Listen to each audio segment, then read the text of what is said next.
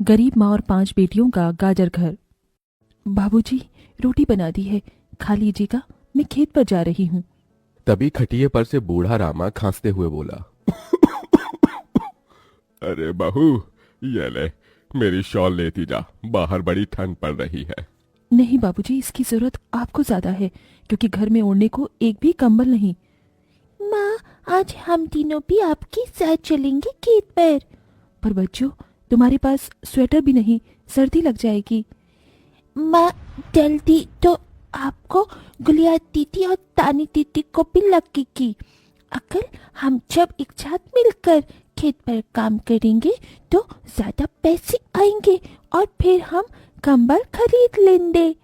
मेरा राजा बेटा कितना समझदार हो गया है, माँ के दुख को समझने लगा है। सरिता अपने बच्चों के साथ खेत पर आती है, जो कि जंगल के पास पड़ता था।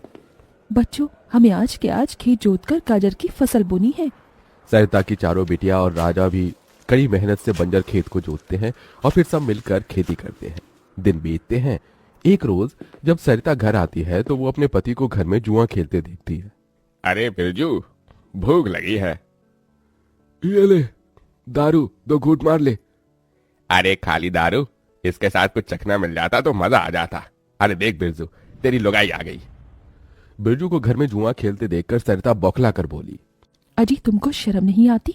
घर में जुआ खेलते और दारूबाजी करते। तो फिर बोली, अरे जानती नहीं, पति परमेश्वर होता है और पत्नी की जगह पति के पैरों में होती है।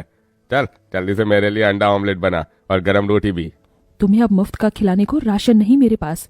6 बच्चे हो गए हैं, जानती भी हो इन सब का पेट कितनी मुश्किल से पाल रही हूँ मैं। तुम्हें तो जिम्मेदारी से मतलब ही नहीं। घर में बूढ़ा बीमार पिता है, तुम तो कमाने गए थे ना, फिर क्या हुआ? आते ही पैसे मांगने लगी। पति ने खाया पिया कि नहीं ये तेरा बाप पूछेगा। नशे में तो बिरजू सरिता से अकड़ते हुए अपनी चमड़ी की चप्पल निकालकर उसे बहुत पीटता है। ये ले, और लड़ाई की जुबान। मैं कमाता नहीं तो क्या इस घर में मेरी इज्जत नहीं होगी? ये ले। बचाओ, ओह बचाओ, माँ को मत मारो पिताजी। तभी लड़खड़ाते हुए बिछौने से उठकर बूढ़ा रामा कहता है, अरे निकम्मे, छोड़ दे बहू को, निकल जा इस घर से तू, और फिर कभी शक्ल मत दिखाना। अरे ये मेरा घर है, मैंने बनाया है इसे। बिरजू चला जाता है। तभी रामा रोते हुए बोलता है, अरे जाने कैसे उड़ाऊं बेटे को जन्म दे दिया है मैंने। मेरे हाथों भारी गलती हो गई जो इसे तेरी शादी कराई। बहू माफ कर दे मुझे। पर उस 5 बेटियों की गरीब माँ का दुख इतना ही नहीं था कि एकदम से जोरदार तूफान उठा और झोपड़ी की छत हवा के झोंके से उखड़ कर गिर गई। हे भगवान, इतना भयंकर तूफान! तानी, गुड़िया, अंजू, तुम तीनों सोनी, राजा और मुनिया को लेके बाहर निकलो, मैं दादाजी को लेकर आती हूँ। उठिए बाबूजी। नहीं बहू, तू जा, मेरा समय आ गया है। तुझे उन 5 बच्चियों की सौगंध, तेरे बाद उन्हें देखने वाला कोई नहीं। जा बहू, जा। सरिता के बाहर निकलते ही पूरी झोपड़ी गिर जाती है।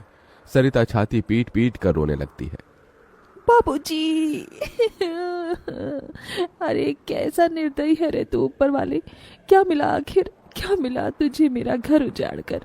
तू खुद तो अपने घर में सो रहा है और मेरी 5 बेटियों को बेघर कर दिया। जवाब दे, तू बोलता क्यों नहीं? सरिता को टूट कर रोता देखकर उसकी 5 बेटी भी बिलख बिलख कर रोती है। चुप हो जाओ माँ, रो मत। माँ, मुझे जल्दी ठंड लगती है। हे भगवान, इतनी बर्फ गिर रही है, मुझे इस ठंड से अपने बच्चों को बचाना होगा। सरिता सबका दरवाजा खटखटाती है, मगर कोई भी मुसीबत में उसकी मदद नहीं करता। हार कर वो अपने जंगल वाले गाजर के खेत में आ जाती है और सब रात भर ठंड से कांपते ठिठुरते हुए बीतती है। माँ, बहुत भूख लगी है। हाँ माँ, मुझे भी भूख लगी है। तभी सरिता की सबसे बड़ी बेटी तानी खेत में देखती है जहाँ लाल लाल गाजर उगे थे। देखो माँ, हमारे खेत में तो गाजर तैयार हो गए हैं। फिर तानी अपने सभी भाई बहनों को गाजर तोड़ कर देती है। ये लो मेरी बहनों, गाजर खा लो। अपनी बेटियों को ठंड में ऐसे देख उस गरीब माँ का मन अपार दुख से भर जाता है। अपनी इस गरीब लाचार माँ को माफ कर देना बच्चों, तुम्हें ये ठंड भोगना पड़ रहा है। तभी एकदम से दिन का माहौल रात सा हो जाता है और तेजी से बर्फ गिरने लगती है। बाप रे बाप, एकदम से इतनी ठंड, ऐसे तो बिना घर के हम बच नहीं पाएंगे। तभी सरिता अपना आंचल उन पर उड़ाती है, मगर बच्चे थरथरा उठते हैं कि एकदम से गुड़िया कहती है, माँ, तानी दीदी, हम अपना घर बना सकते हैं। मगर कैसे बिटिया, हमारे पास पैसे भी तो नहीं। माँ देखो, हमारे खेत में कितने सारे गाजर उगे हैं, हम इसी से अपना घर तैयार करेंगे, पर हम सबको साथ मिलकर मदद करनी होगी। राजा बेटा, जब तक कि हम गाजर घर तैयार नहीं कर लेते, तुझे अपनी छोटी बहनों का ख्याल रखना होगा। रखेगा ना? हाँ माँ, रखूंगा। सरिता आग जलाकर अपने दोनों सबसे छोटे बच्चों को उसके पास बिठा देती है और खुद अपनी चारों बेटियों के साथ उस भयंकर ठंड में गाजर घर बनाने लगती है। अंजू, सोनी, गुड़िया, तुम दोनों मुझे और तानी दीदी को गाजर तोड़ तोड़ कर दो, हम घर बनाते हैं। ठीक है माँ। गरीब माँ बेटियां मिलकर गाजर घर बनाती हैं, मगर घर एकदम से ढह जाता है, जिससे सरिता दुखी हो जाती है। कितनी मेहनत से ये गाजर घर बनाया था हमने, मगर सारी मेहनत बेकार चली गई। तभी चारों बेटियां रोते हुए गाकर अपनी माँ को हिम्मत देती हैं। जिंदगी की यही रीत है, हार के बाद ही जीत है, थोड़े आंसू है थोड़ी हंसी, आज गम है तो कल है खुशी, जिंदगी की यही रीत है, हार के बाद ही जीत है। मेरी बच्चियों। रोते हुए सरिता अपनी बेटी को गले से लगा लेती है। वो फिर कोशिश करते हैं, कई बार उनका गाजर घर बिगड़ता है। तभी गुड़िया कहती है, माँ, अगर हम अपना गाजर घर मजबूत बनाने के लिए पहले लकड़ी फट्टे से ढांचा बना लें, तो फिर हमारा गाजर घर नहीं गिरेगा। सब ऐसा ही करते हैं, जिससे उस बार उनका गाजर का घर मजबूत बन जाता है। सरिता अपनी पांचों बेटियों और बेटे के साथ घर के अंदर आती है। तब जाकर उनके शरीर को गर्माहट महसूस होती है। अरे वाह माँ, दीदी, आप सबने कितना सुंदर गाजर घर बनाया है, और ये कितना गुलाम भी है। तभी सरिता अपने बेटे बेटियों का मुंह देखती है। सबकी आंखों में भूख थी। मैं जानती हूँ तुम सबको भूख लगी है ना। अपनी माँ को एक दिन दे दो, मैं कल काम ढूंढ लूंगी।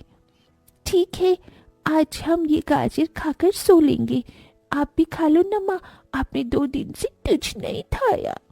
सोनी अपने नन्हे हाथों से अपनी गरीब माँ को गाजर खिलाती है। अगले दिन सरिता ठंड में इधर से उधर काम ढूंढने भटकती रहती है, मगर कोई उसे काम नहीं देता।